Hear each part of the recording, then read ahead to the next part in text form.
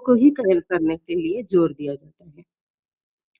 आज भी ऐसे कई गांव हैं जहां लड़कियों पर अत्याचार होता है। आदतों के कारण महिलाओं को मुख्यत्व न देकर उनको अपमानित करके उनको नीचा दिखाना वाला हमारा समाज आज बन गया है। इस कारण परिवार में पुरुष और स्त्री में उच्च नीच भावना होने के कारण पारिवारिक शांति की कमतरता या न होने होना यह साधारण से हम देखते आए हैं। वो लोग ये सब समझकर नहीं करते। उनको इसके बारे में जागरूकता नहीं है। इस भूमि पर जन्म लेने वाला हर एक जीवन को इस धरती पर जन्म लेने से पहले उनको जो जो जरूरतें आवश्यकताएं है उनको पहले ही उत्पन्न करके ही तत्व उसे उत्पन्न करता है। मतलब एक आदमी का जन्म होता है या एक चींटी का जन्म होता है तो भी जो जो उसको जो चाहिए इस धरती पर उत्पन्न करके ही उनका जन्म होता है। एक पुरुष का जन्म होता है उस उसके बाद उसके जीवन साथी का जन्म होता है। मतलब पहले पुरुष का और कुछ साल के बाद स्त्री का। यह नैसर्गिक है। वह स्त्री का जन्म उस पुरुष के जो कर्मफल है उसके स्वरूप उस स्त्री का कर्मफल मैच हो इस प्रकार से उसका जन्म होता है। उस कर्मों को पाप पुण्य का उपभोग करके उसको ईशत्व प्राप्त हो इस प्रकार उन दोनों का में समानता होती है। इसकी जानकारी न होने के कारण आदतों के कारण हमारे समझ में क्या आता है, स्त्री मतलब इस प्रकार ही उसका व्यवहार होना चाहिए और पुरुष का मतलब उसका व्यवहार इस प्रकार ही होना चाहिए। पुरुष मतलब अधिकार करे और कुछ भी अत्याचार करे उनको यह व्यवहार करके अपना पूरा हक जताए ऐसे पुरुष के लिए देते हैं। स्त्री मतलब अत्याचार सहे कोई कुछ भी कहे मगर उसके बदल न करे। उसे किसी को टोकने की जरूरत नहीं। अगर पुरुष कुछ भी कहे तो उसको टोकना नहीं चाहिए। यह गलत है ऐसा कहने की कोई कोशिश भी ना करे। तुम गलत कर रहे हो ऐसा मत करो ऐसा कोई कह भी नहीं सकता। वो लड़की गरीब हो या अमीर हो इस पर कोई फर्क नहीं पड़ता। या पढ़ी लिखी हो या अनपढ़ हो इस पर भी फर्क नहीं पड़ता। नारायण जी आपका कौन सा स्पीकर थोड़ा सा बंद कीजिए ना, साउंड आ रहा है। नहीं नहीं आओ ऑफ कीजिए। ओके।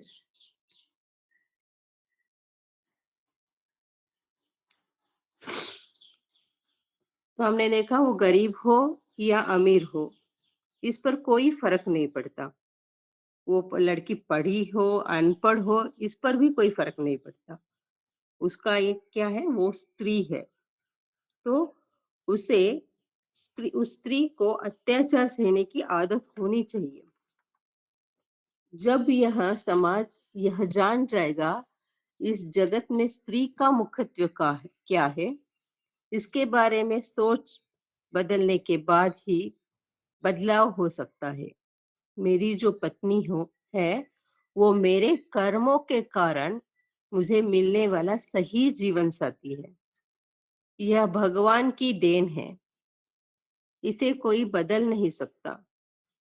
इस जीवन साथी के साथ जीकर ही मैं अपने कर्मों के फल को मिटा सकता हूँ। इसके कारण ही जीवन के तात्पर्य को समझ सकता हूँ। फिर भी मुझे कष्ट झेलने पड़ते हैं तो इसका कारण है मेरे कर्मों की छाप। मुझे यह भुगतना ही होगा। इसकी जागरूकता न होने के कारण छोटे छोटे विषयों पर हम झगड़ा करते रहते हैं। उस प्रकार जब एक लड़की गर्भधारण करती है, उस वक़्त घर का जो माहौल होता है, उसी प्रकार उस माँ और बच्चे की मनस्थिति होती है। बहू का मतलब हमारे घर की दूसरी लड़की, जो दूसरे घर से पाल-पोस कर हमारे घर आई है। हमारे साथ हमारे पाप पुण्य को मिटाने के लिए आई है, जो अपने परिवार को छोड़कर बचपन से हमारे परिवार से सीखे सभी बातों को छोड़कर इस नए घर के लोगों को के साथ एडजस्ट करके सभी को संभालना, यही उसकी बात है। क्या यह इजी है? नहीं, यह बहुत बड़ी बात है। इसे हमें समझ लेना चाहिए।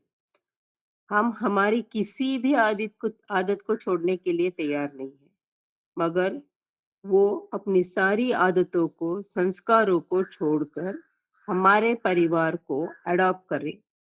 क्या यह सही है? इसका विचार विमर्श करके देखें। इसमें दोनों का हाथ होना चाहिए, दोनों का त्याग भावना होनी चाहिए। मगर यह त्याग भावना कहाँ सिखाई जाती है? स्कूलों में या विश्वविद्यालयों में? नहीं, यह हमारे घरों में ही सिखाई जाती है। हमारे बड़ों से ये संस्कार अगर हमें मिले मिले होंगे, तो त्याग भावना साधारण रूप से हम में बस जाएगी और हम एक दूसरे का रिस्पेक्ट करके रहेंगे। परिवार में ज्यादातर मुठभेड़ का कारण क्या है? मैं बड़ा हूँ, तुम छोटे हो। मतलब पिता कहते हैं मैं अर्न करता हूँ, मैं कमाता हूँ, मैं सुपीरियर हूँ। माँ कहती है मैं पूरा घर संभालती हूँ, मैं सुपीरियर हूँ। इस कारण घर में दोनों की अनबन बनी रहती है। मगरषि ने परिवार का मतलब बताया है, पति पत्नी बेटा बेटी माँ पिता, इन 6 लोगों से मिलकर ही परिवार बनता है। दूसरों की कमतरता को समझकर उस प्रकार से उनके साथ बर्ताव करने से शांति बनी रहेगी। उदाहरण के लिए देखें तो शादी करके नई दुल्हन घर आई है, उसको अपने संस्कार और अपनी आदतों के बारे में पता नहीं है। उसको ह वह सब समझने के लिए, वो सब अडॉप्ट करने के लिए वक़्त लगता है। ना कि उसको बार-बार ये कहे, तुम्हें यह काम नहीं आता, इस चीज़ को तुम्हें इस चीज़ की तुम्हें आदत नहीं है, ऐसे कोसते रहने से कुछ नहीं होगा। उसको हमारे घर को समझने के लिए वक़्त देना चाहिए। परिवार में बुद्धि से का काम करना है। किसी भी कारण भावुक नहीं होना चाहिए, इससे झगड़े बढ़ेंगे। परिवार में झगड़ों के 4 मुख्य कारण हैं: आवश्यकताएं, परिणाम, गुण, क्वालिटी एंड कॉल। कभी सभी को लगता है कि मुझे जो चाहिए वही इम्पोर्टेंट है। यहाँ पर आवश्यकता मतलब जरूरी है या नहीं, इसकी बात मत सोचो। मुझे यह चीज चाहिए। हर चीज को अलग अलग आवश्यक हर एक को हर एक चीज की अलग अलग आवश्यकता होती है, तो उसे सॉर्ट आउट करो। सभी साथ बैठकर अपनी आवश्यकताओं को बताएं, उससे निष्कर्ष लाए। कौन सी चीज आवश्यक इम्पोर्टेंट है, इसके बारे में सोचो। उससे पहले करे और दूसरी आवश्यकताओं को थोड़े दिन के बाद करे। इतना ही है। इससे आगे के 3 कारण अपने आप डिस्कस हो जाएंगे।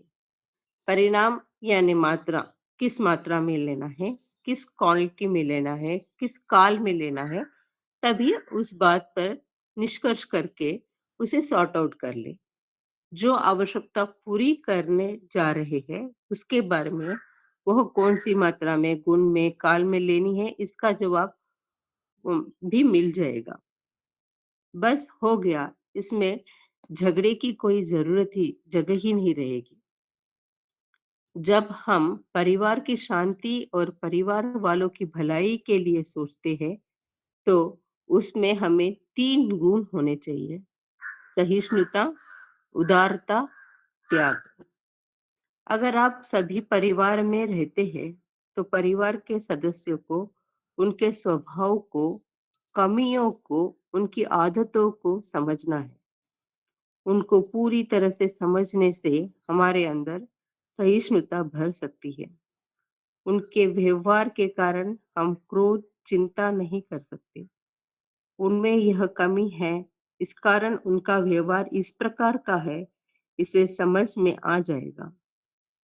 हम उनके उनके हर बर्ताव को सहनशीलता से अपनाएंगे। उसी प्रकार उदारता है। मुझे एक चीज की बहुत जरूरत है। समझो मेरा उस चीज के कारण काम में बाधा आ रही है। मगर उससे भी ज्यादा पिताजी की दवा या माँ को किस चीज की जरूरत महत्वपूर्ण है। तो मैं एडजस्ट करके उदारता के साथ अपने उस आवश्यकता को दूर रख सकता हूँ। हम उदारता भावना परिवार से नहीं सीख सकते। अगर इसे हमारे अंदर से आना चाहिए। परिवार से उदारता नहीं रख सकते, तो समाज से उदारता रखना बड़ा मुश्किल हो जाएगा। इसके आगे है त्याग। त्याग की भावना उच्चतम भावना है। किसी चीज की जरूरत मुझे है, मगर उससे ज्यादा उनको इसकी जरूरत है, तो अपनी जरूरत त्याग देना, इसकी बड़ी एक कितनी बड़ी बात है। अक्सर हम परिवार में बड़ों को देखते हैं, वो बच्चों के लिए अपनी जरूरतों को त्याग देते हैं या एडजस्ट कर लेते हैं। इस सहिष्णुता, उदारता, त्याग से भरे परिवार में हमेशा शांति बनी रहेगी। फिर भी कभी-कभी हम अपने किसी आदत या स्वभाव को न छोड़ने कारण परिवार में झगड़े होते हैं। महर्षि कहते हैं, परिवार में से इन तीनों को निकाल दो, तो परिवार में कभी भी झगड़े नहीं होंगे। वो क्या है? Comment, demand, command. किसी को उनके लिए करने के लिए कमांड ना करें। अगर गलत ही क्यों ना हो कि उन्होंने किया हो, उस वक्त न करके थोड़ी देर बाद शांति से ऐसा करने के बजाय इस प्रकार से वो काम करके देखो, रिजल्ट अच्छा आएगा। कभी भी कभी कभी हम एकदम झट से कहते हैं, सबके सामने उनको कहने से उन उनके मन को दुख पहुंचाता है और वो दुखी हो जाते हैं।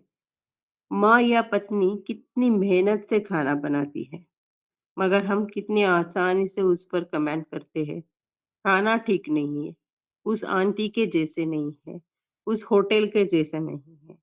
सोचो, उस वक्त उनके मेहनत पर कितना पानी फिर गया होगा, उनको कैसे कष्ट पहुंचा होगा। हमें वक्त पर खाना देने वाली वह अन्नपूर्णी है, उसको हमेशा खुश रखना चाहिए।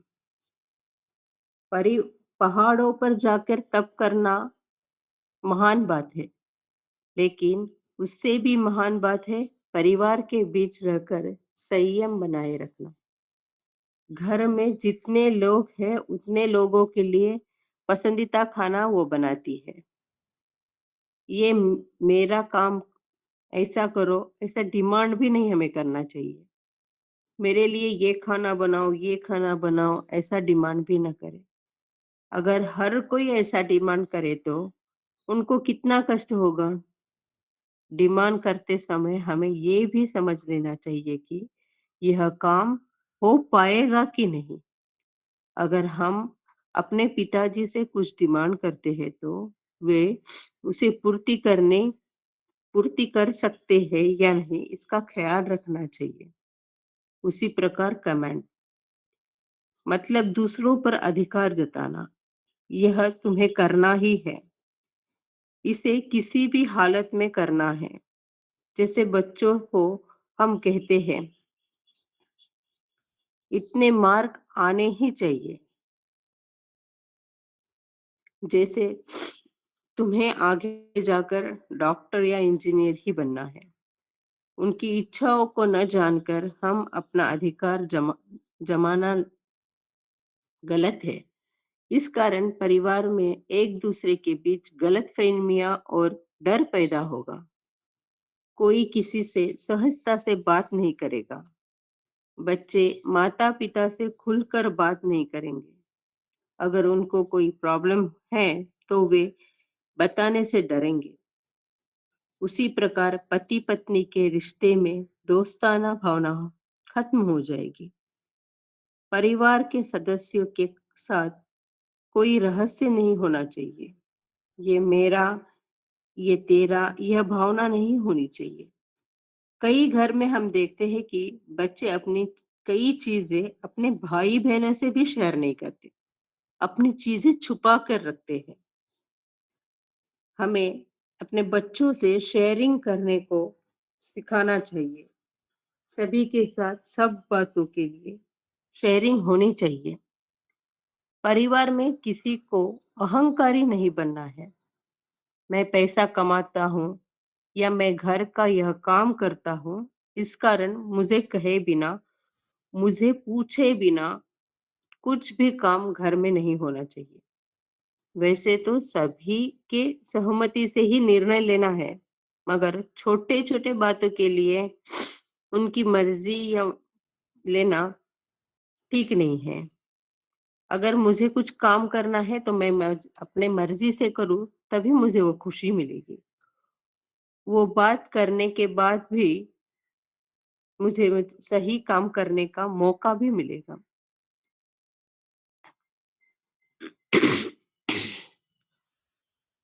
मैं सबसे अव्वल हूँ, मुझसे जैसा कोई नहीं है, इसका अहंकार छोड़कर सभी के कार्यों को अप्रिशिएट करना है।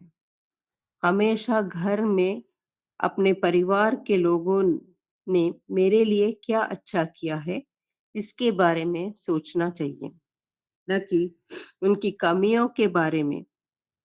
उनके कारण हमारे जीवन में कितने बदलाव आए हैं, इसका ख्याल रख के उनके साथ बर्ताव करना चाहिए।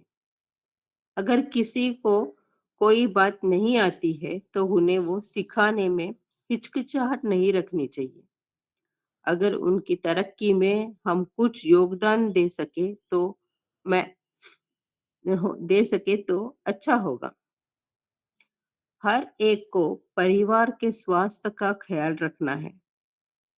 अगर किसी का स्वास्थ्य ठीक नहीं है तो उनको मदद करके घर के काम मिलजुल कर निपटने हैं।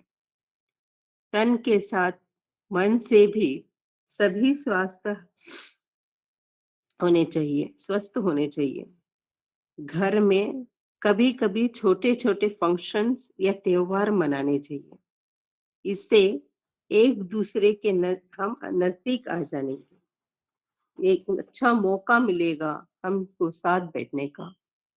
हो सके तो महीने में एक बार आउटिंग जाकर एक दूसरे के साथ वक्त बिताए। इतना ना हो सके तो रोज दिन में एक बार का खाना साथ बैठकर खाए। एक उदाहरण के लिए देखें तो जैसे पौधे को पानी डालने से पौधे खिल उठते हैं, उसी प्रकार परिवार का केयर लेने से, उसका स्वस्थ देखने से परिवार खिल उठता है। और पौधे को एक्स्ट्रा खाद देने से पौधा महक उठता है, उसी प्रकार परिवार भी महक उठता है। महर्षि ने हमें परिवार की शांति का महत्व इसलिए समझाया है कि अगर परिवार की शांति बनी रहेगी तो उसके साथ समाज, गांव, शहर, देश और विश्व की शांति बनी रहेगी। तो विश्व शांति की बुनियाद बुनियाद पारिवारिक शांति है। हमारे आस पड़ोस या रिश्तेदारों के बारे में हमें नहीं पता, मगर हमारे घर में शांति बनी रहनी चाहिए। हम महर्षि के शिष्य हैं। मनोविकास कला हमें पता है तो बदलाव हमारे अंदर दिखना चाहिए। तो हमारा परिवार आदर्श परिवार हो, ऐसा हमारा बर्ताव होना चाहिए। सभी हो इस इन जैसा पर सभी को लगे कि इन जैसा परिवार हो, ऐसी आस लगे और हमारा परिवार खाली 4 लोगों से सीमित न रहकर पूरे विश्व को हमारा परिवार मानना चाहिए। इसके लिए हमारी मनोविकास कला की शिक्षा हमें होनी चाहिए। इसकी मनोकामना भी हमें होनी चाहिए। क्या मनोकामना है हमारी? पूरे विश्व में सुख, समृद्धि और शांति बनी रहे। आज होली के शुभ अवसर पर सभी दुर्गुणों को छोड़कर सद्गुणों को अपनाकर पारिवारिक शांति बनाए रखे, इसकी मनोकामना रखते हुए सभी को हैप्पी होली विश करके मैं अपना सत्संग खत्म करती हूँ। जिए संसार, जिए संसार, जिए समृद्ध। धन्यवाद।